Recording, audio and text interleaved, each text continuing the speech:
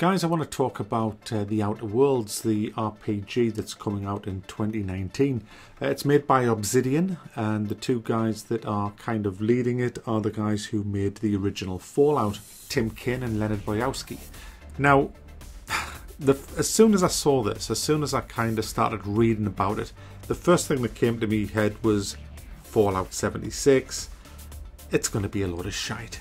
And do you know something? Looking at a little bit of the video footage that's out, there's not a lot out, but looking at it, it doesn't look that great in the video footage either. But it is early days for this game. But I have to say, after listening to an interview of the developers and reading a lot of the information that's starting to come out about this game, I am starting to get a bit excited about this one. It does sound like a really good, fun role-playing game.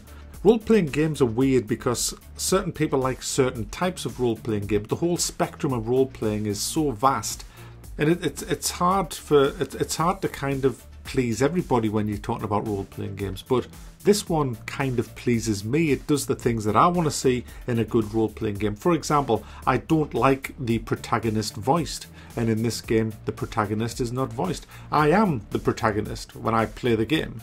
So I have my own voice. I want to react myself with my own thoughts on a situation as it unfolds. I want to play that character. I don't want somebody telling me what their opinion is of a certain situation that unfolds. How do they know what I feel? They don't. And I think if you're going to do a proper role-playing game, I don't think you should ever voice the protagonist. So that's one thing that I like about it. If you don't know what this game is, by the way, it's set in the future.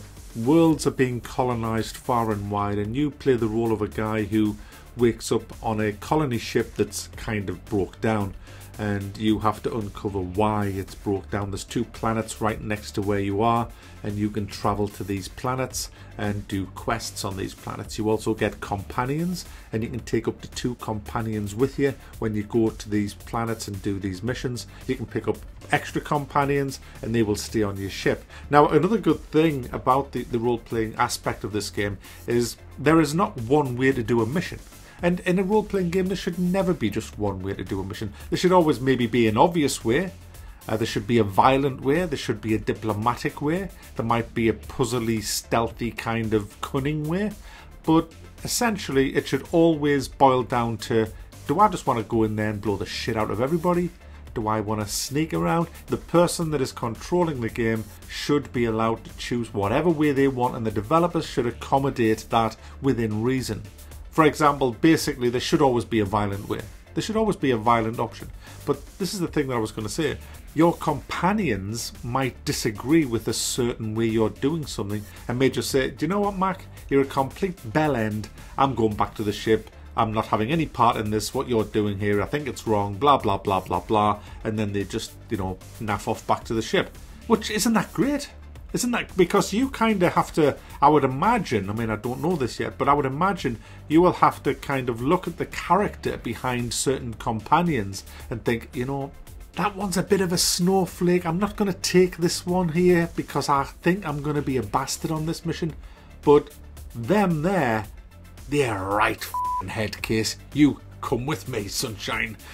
And you'll have to choose. I hope you can do that. I hope that there's characters, deep characters in your companions, and that you can kind of get away with certain things with certain companions. That would add a whole new depth to the game that would be fantastic. So I'm hoping that it has that role-playing depth to it. It certainly sounds like it might do that. Now, the game is also in first person, which is another tick for me. I don't mind third-person games, especially if they're not multiplayer. I don't mind them at all. I mean, I played World of Warcraft for years. That's third person. It can be first, but I played it in third. So I don't mind the third person, but I prefer first because I get more immersed into that, looking through my own eyes kind of thing. I don't care that I can't see my character, but I know a lot of people don't like that. Me, I do. So that's a tick from me as well. It's not fully open worlded either. It's not totally linear. What I've gathered from this is that when you go down to a planet, say, and you're heading out somewhere, you will have plenty of scope to roam around. There's plenty of places to go where you can roam around. And also as well, you can go to places where the enemy might be a little bit higher level, which is good. So if you want to go there earlier and try and get that loot, then go for it. So that's a good thing. It's going to be more compact than an open world game, if you know what I mean. That's the way I'm kind of getting this. There's also lots of different ways of doing combat. There's very heavy melee focused combat in this with a vast array of melee weapons, but there's also gunplay, a lot of gunplay with 3 different types of ammo, light, medium and heavy. So as much as it's a role-playing game, there does seem to be quite a bit of combat lined up for us, which again is great because we love combat. We love our combat in a role-playing game. It can't be just all about talking. And another thing, there's no romance. Thank for that. I am fed up of romance with your fucking companions in these games. Why bother? Who the cares? I certainly don't care. Sure, I might visit a brothel now and then in a game, but you know, at the end of the day, having all this bollocks with romance and companions is all just fluff for me. It's never really been a main part of gameplay that I've enjoyed. I've always wanted to get back out there, get into the action and get doing the fun stuff. And this game sounds like it has loads of fun stuff. Double crossing people, helping somebody and then stabbing them in the back at the last minute. I mean, you can do all of that kind of stuff, and that's great. That's what I miss in role-playing games. You know, you're kind of stuck with this set of rules now in role-playing games. Oh, you can't kill them, you can't kill them, you can't kill her, you can't kill him, you can't do that. You know what? Why? Why can't I?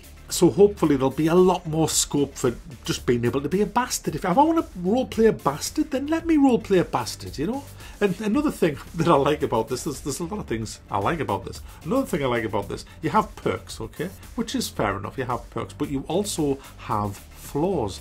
Now, I was reading an article where a player got attacked by these dogs, and you can get a perk that makes you get more damage off these dogs if they ever attack you again. But whenever you take a flaw, you also get a perk instantly. So you don't have to wait till you level and earn a perk through leveling or XP. You get a perk straight away. So another flaw might be, I'm scared of heights. So your player will always be scared of heights for the rest of the game. You can't undo that, but you will be given a perk as well to put in, and I think that's fantastic. It has been done before in games, but I'm pleased to see that coming back, because again, you can role play, set your character up. Oh, my character's scared of heights and scared of this and scared of that and susceptible to this, susceptible to that, and so you can put a load of flaws into your character that'll make it more interesting to play, but at the same time get rewarded by a whole handful of perks to put in to make your life in the game a little bit better. There's also no mini games for lock picking and things like that. Now, I've always kind of liked the mini games because it's felt as if I was using a bit of a skill, and I'm going to miss that, but you know, I'm not going to cry over it. I mean, it's not a big thing for me, but I would have liked to have seen that. I know there was a lot of problem with Kingdom Come Deliverance on the consoles with your controllers when they were trying to do lock picking. Well, I didn't have any trouble on the keyboard and mouse on the PC, so you know. There's also, speaking of weapons, by the way, another thing I forgot to mention, there are some special scientific weapons, such as a shrink ray in this. Can you remember the shrink ray in Duke Nukem? I hope it's like that. I want to be able to stamp on people, you know, shrink them down and then stamp on them. That'd be fun. Your companions also have special attacks, and you can equip them with whatever weapons. You kind of equip them before you go out on a mission. And coming back to what I said earlier about the companions, obviously picking the right tools for the job is going to be the way of that. There's a lot more information out there about the game, but I just wanted to give you my thoughts on it. It's due out in 2019 and I am quite excited about it. This and Cyberpunk as well. 2 games that I'm really looking forward to getting my teeth into, both first-person RPGs. Both of them sounding really good, but you know, it has to be said, guys, after the kick in the balls we've all had with Fallout 76, dare we get excited? Dare we believe that this is going to be a decent game or just another cash grab? It's hard to not be cynical after the way 2018 has turned out. I'm going to do a video on this between Christmas and New Year. I'm not going to bring it into this one. But there you go, guys. The Outer Worlds is shaping up to be a really good game, and can I just put something in at the end here that's got nothing to do with this for those people who have sat and watched this right to the end?